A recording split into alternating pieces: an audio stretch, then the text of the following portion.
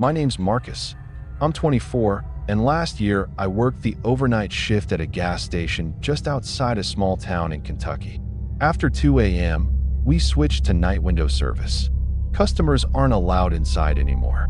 I lock the front door, serve through the glass, and stay alone in the store until 6.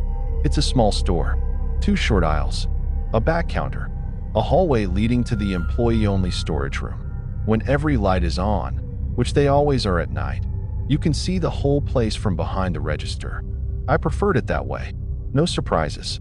Nothing you couldn't account for. That's what I told myself, anyway. It was a little after 2 a.m. when the last customer left. I remember locking the front door. I always tug it twice just to be sure. It clicked into place like it always does. The parking lot was empty.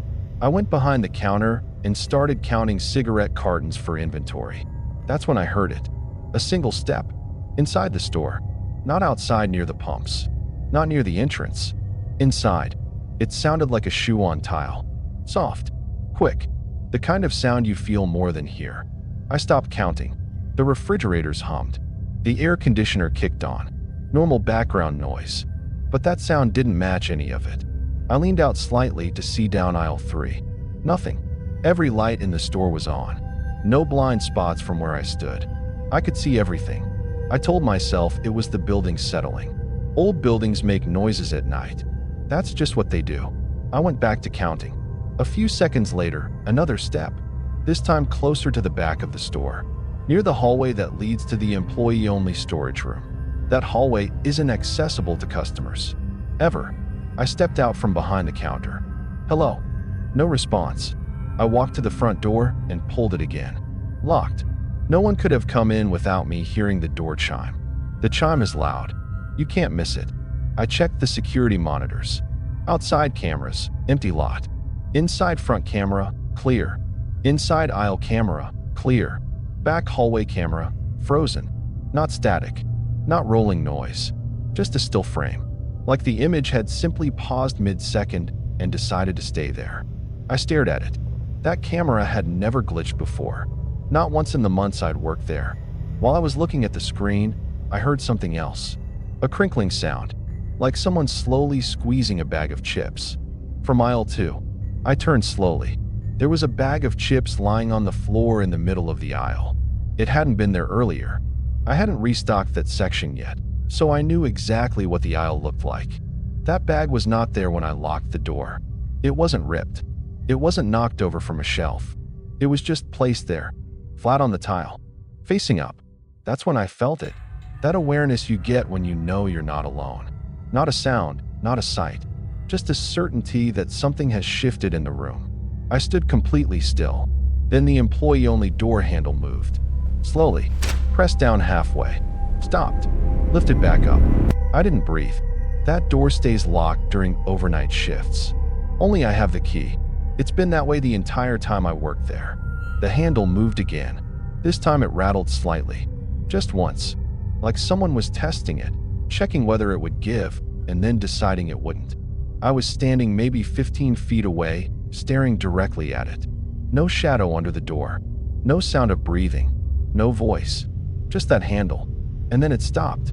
Complete silence. I grabbed the store phone and called my manager. It rang 4 times. No answer. While it was still ringing, I heard something heavy shift inside the storage room, like a box sliding slowly across the concrete floor. One long drag, then nothing. I hung up. Every instinct I had was telling me not to open that door, but I couldn't just stand there until 6 a.m. staring at it.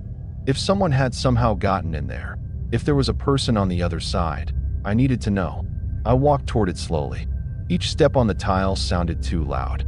The refrigerators had cycled off. The air conditioner was quiet. The whole store had gone silent in a way it almost never does. I unlocked the door, stood there with my hand on the handle. 1 second, 2 seconds.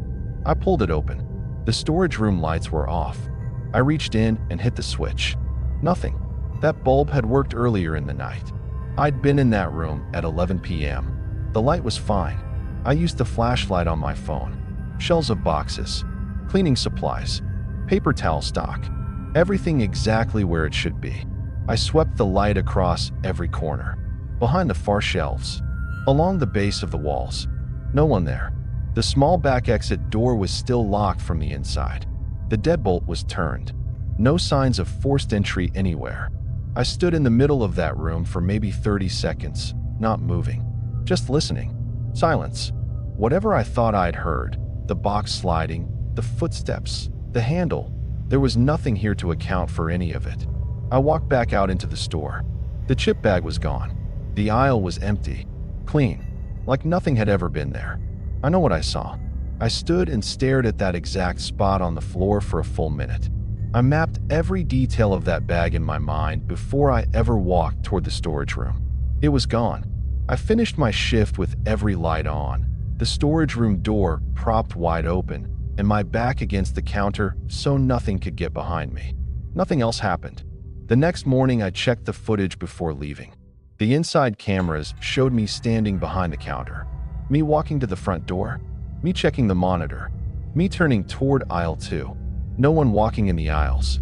No chip bag on the floor. No door handle moving. And the back hallway camera, the one I watched freeze in real time, showed uninterrupted footage the entire night. Not a single skipped frame. Like none of it had happened. I checked it twice. I went back minute by minute through the timestamp. Nothing. I quit 2 weeks later. Not because something else happened. Nothing did. The rest of my shifts were completely normal. But every time I locked that front door after 2 a.m., something had changed. I'd stand there with my hand on the handle, the same way I always had, and the thought would come before I could stop it. A lock works in 2 directions. Every time I locked that door to keep people out, I was also locking myself in. And whatever was in that store with me that night, whatever moved that door handle, whatever placed that bag on the floor and then took it away, it had already been inside before I ever turned the key. I didn't want to find out what would happen when it decided to stop hiding. So I left.